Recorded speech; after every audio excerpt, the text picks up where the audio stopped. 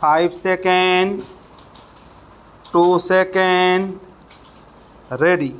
Sir, almost all the newspapers in the country have spoken rather strongly against the reckless imposition of sales tax.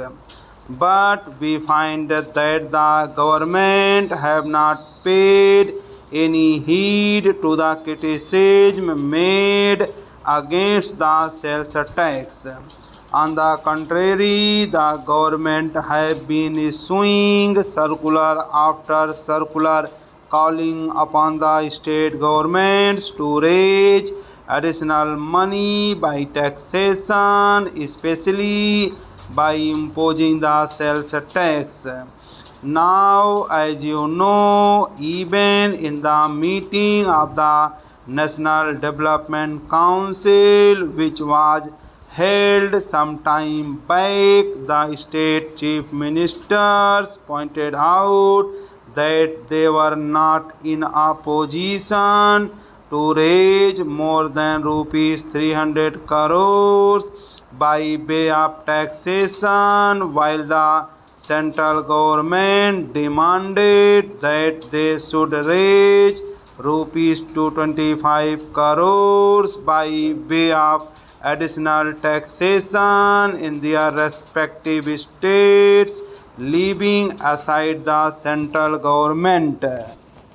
Almost all the ministers objected to this proposal, and they said that their capacity as far as taxation was concerned in their states had reached the saturation point, and that it would not be possible for them at all to go beyond the limit of rupees 300 crores.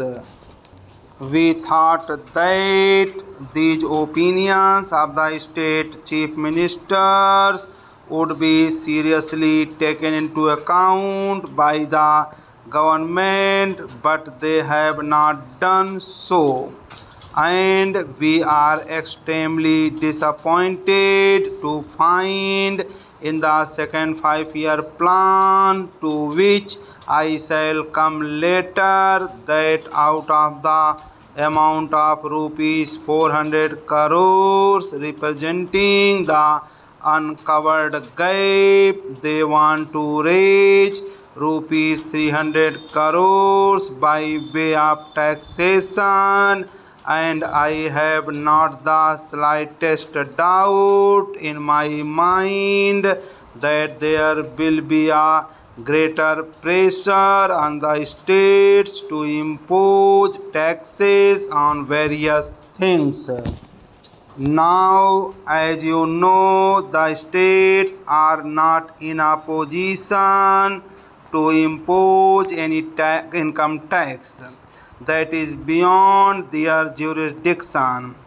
They can only impose certain other types of taxes, for example, the sales tax and so on. In fact, sales tax is the real thing as far as the states are concerned. Therefore, if the central government makes more and more demands on the states to find additional finances by way of taxation, it inevitably means in the circumstances that the states will be going in more and more for imposing the sales tax. Now the central government is likely to come into the picture for imposing sales tax. Sir, you might feel that since one party is in power, probably they will not be at cross purposes. But that is not going to be so, because the state governments are confronted with their own problems. They are nearer as far as the people are concerned. We live in this secluded chamber, away from the people, away from the masses, and well guarded and well protected by all the powers of the government. But it is difficult for the states to avoid mass demonstrations in and around the assembly house. Such a thing happen and the state ministers, since they live nearer the people, are more bothered about the demands and the developments in their respective areas than the central government, and naturally they will hesitate to impose such taxes as cause discontent among the people, and such taxes which made it difficult for the MLAs to go about in the villages or in the towns. We have seen how during the last 2 or 3 years the state governments have not been very enthusiastic about imposing sales tax despite pressure from the central government. Not that they are at all opposed to it. They do impose taxes, but they find it difficult to do it because of very strong, healthy, and vehement opposition on the part of the public in their respective states. I understand that when government takes this power, they will take advantage of it in order to initiate sales tax on such commodities as interstate trade, and thus obviate the difficult which might very legitimately stand in the way of the state governments. I would like to know something about it. I hope the Honorable Minister has got my point.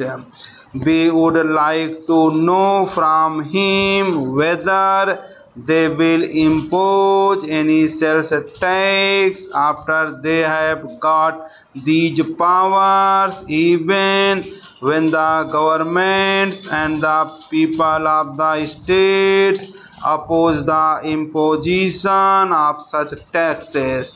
This is something we would like to know from the government.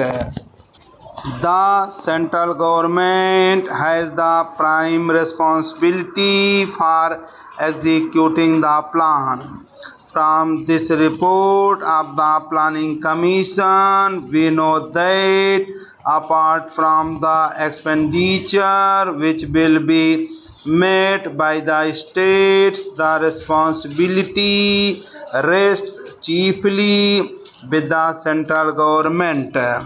All the financial powers are concentrated in the hands of the central government, and it is therefore the duty of the central government to find money, not in this manner by encroaching on the powers of the states, by curtailing their powers, by imposing taxes like the sales tax, but from other sources such as income tax, corporate tax, and so on.